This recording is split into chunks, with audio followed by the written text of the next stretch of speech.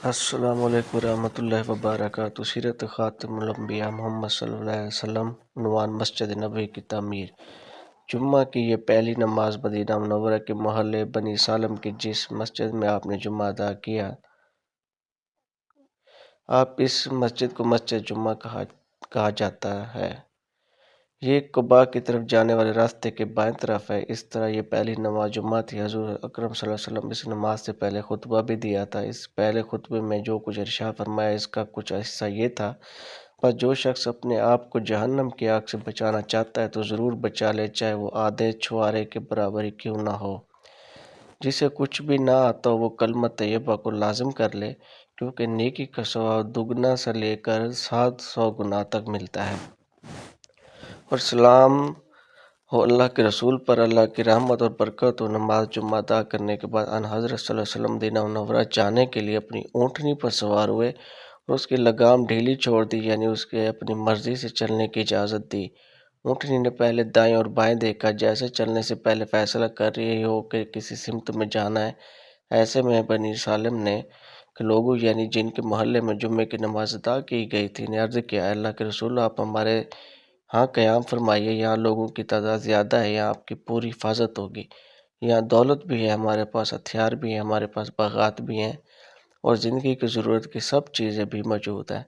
آپ صلی اللہ علیہ وسلم نے ان کی بات سن کر مسکرائے، ان کا شکریہ ادا کیا اور فرمایا: میری اونٹنی کا راستہ چھوڑ دو، یہ جہاں جانا چاہے اسے جانے دو، کیونکہ یہ معمور ہے۔ مطلب یہ تھا کہ اللہ تعالیٰ کے حکم سے اونٹنی خود چلے گی اور اسے اپنی منزل معلوم ہے۔ آپ صلی اللہ علیہ وسلم نے ان حضرات کو دعا دی اور اللہ تعالیٰ تمہیں برکت عطا فرمائے۔ اس کے بعد اونٹنی روانہ ہوئی، یہاں تک کہ بنی بیاسیہ کے محلے میں پہنچی۔ یہاں کے لوگوں نے بھی آپ صلی اللہ علیہ وسلم سے درخواست کی کہ ان کے ہاں ٹھہرے۔ آپ صلی اللہ علیہ وسلم نے انہیں بھی وہی جواب دیا جو بنی سالم کو دیا تھا۔ اسی طرح بنی سعدہ کے علاقے سے گزری، ان حضرات نے بھی یہی درخواست کی۔ آپ صلی اللہ علیہ وسلم نے یہی جواب فرمایا، اونٹنی آگے بڑھی۔ اب یہ بنی عدی کے محلے میں داخل ہوئی۔ یہاں آپ صلی اللہ علیہ وسلم کے دادا عبد المطلب کی ننیال تھی۔ ان لوگوں نے عرض کیا: ہم آپ کے ننیال والے ہیں، اس لیے یہاں قیام فرمائیے، یہاں آپ کی رشتہ داری بھی ہے، ہم تعداد میں بھی بہت ہیں، آپ کی حفاظت بھی بڑھ چڑھ کر کریں گے۔ پھر یہ کہ ہم آپ کے رشتہ دار بھی ہیں، سو ہمیں چھوڑ کر نہ جائیں۔ آپ صلی اللہ علیہ وسلم نے انہیں بھی وہی جواب دیا کہ یہ اونٹنی معمور ہے، اسے اپنی منزل معلوم ہے۔ اونٹنی اور آگے بڑھی اور اسی محلے میں ایک جگہ بیٹھ گئی۔ یہ جگہ بنی مالک بن نجار کے محلے کے پاس تھی اور حضرت ابو ایوب انصاری رضی اللہ عنہ کے دروازے کے قریب تھی۔ حضرت ایوب انصاری کا نام خالد بن زید نجار انصاری تھا۔ یہ قبیلہ خزرج کے تھے، بیعت عقبہ کے موقع پر موجود تھے۔ ہر موقع پر حضور اکرم صلی اللہ علیہ وسلم ساتھ رہے۔ حضرت علی رضی اللہ عنہ کے دور کے خلافت میں وہ حضرت علی رضی اللہ عنہ کے بہت قریبی معاونین میں سے رہے۔ ان کی وفات یزید کے دور میں قسطنطنیہ کے جہاد کے دوران ہوئی۔ اونٹنی بیٹھ گئی، آپ ابھی صلی اللہ علیہ وسلم اس سے اترے نہیں تھے کہ وہ اچانک پھر کھڑی ہو گئی، چند قدم چلی اور ٹھہر گئی۔ آپ صلی اللہ علیہ وسلم نے اس کی لگام بدستور چھوڑے رکھی تھی۔ اونٹنی اس کے بعد واپس اس جگہ آئی جہاں پہلے بیٹھی تھی۔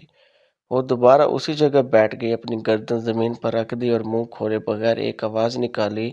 اب نبی اکرم صلی اللہ علیہ وسلم اس سے اترے، ساتھ ہی فرمایا: اے میرے پروردگار، مجھے مبارک جگہ پر اتارنا اور تو ہی بہترین جگہ ٹھہرانے والا ہے۔ آپ صلی اللہ علیہ وسلم نے یہ جملہ 4 مرتبہ ارشاد فرمایا، پھر فرمایا: انشاءاللہ یہی قیام گاہ ہوگی۔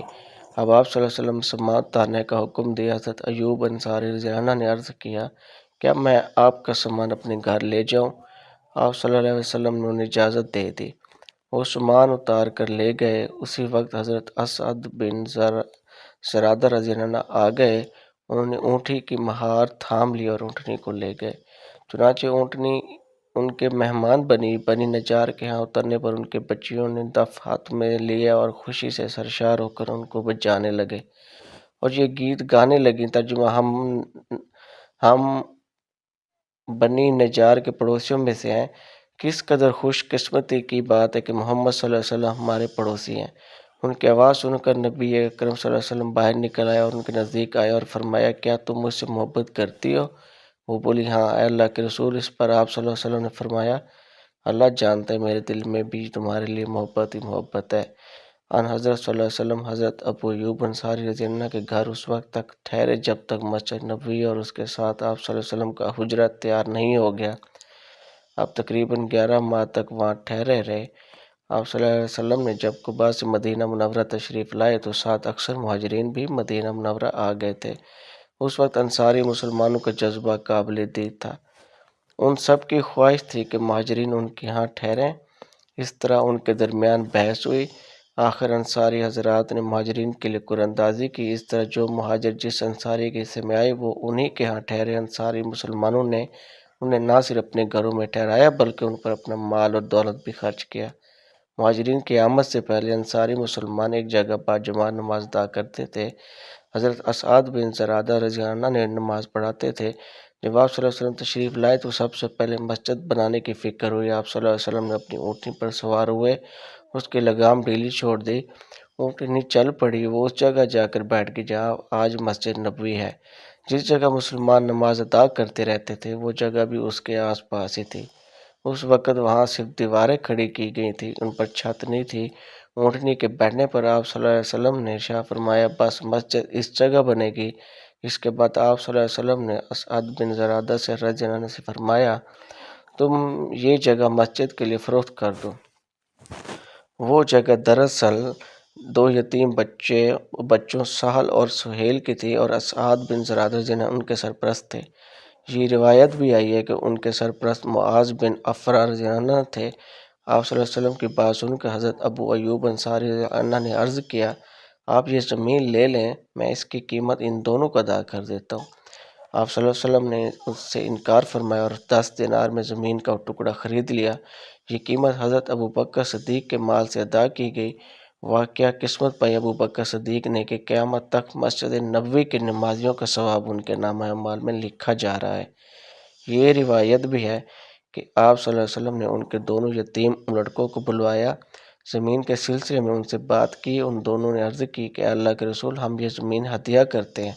آپ صلی اللہ علیہ وسلم نے ان یتیموں کا ہدیہ قبول کرنے سے انکار فرما دیا اور 10 دینار میں زمین کا ٹکڑا ان سے خرید لیا۔ حضرت ابوبکر صدیق رضی اللہ عنہ کو حکم دیا کہ وہ انہیں 10 دینار ادا کر دیں، چنانچہ انہوں نے وہ رقم ادا کر دی۔ زمین کی خرید کے بعد آپ صلی اللہ علیہ وسلم نے مسجد کی تعمیر شروع کرنے کا ارادہ فرمایا، اینٹیں بنانے کا حکم دیا، پھر گارا تیار کیا گیا۔ آپ صلی اللہ علیہ وسلم نے اپنے دست مبارک سے پہلی اینٹ رکھی، پھر حضرت ابوبکر صدیق رضی اللہ عنہ کو حکم دیا کہ دوسری اینٹ وہ رکھیں۔ انہوں نے آپ صلی اللہ علیہ وسلم کی لگائی ہوئی اینٹ کے برابر دوسری اینٹ رکھ دی۔ اب حضرت عمر رضی اللہ عنہ کو بلایا، انہوں نے صدیق اکبر کی اینٹ کے برابر تیسری اینٹ رکھی۔ اب آپ نے حضرت عثمان رضی اللہ عنہ کو بلایا، انہوں نے حضرت عمر کی اینٹ کے برابر چوتھی اینٹ رکھی۔ ساتھ ہی آپ صلی اللہ علیہ وسلم نے ارشاد فرمایا، میرے بعد یہی خلیفہ ہوں گے۔ مستدرک حاکم نے اس حدیث کو صحیح کہا ہے۔ پھر حضور اقدس نے صلی اللہ علیہ وسلم نے عام مسلمانوں کو حکم فرمایا، اب پتھر لگانا شروع کر دو۔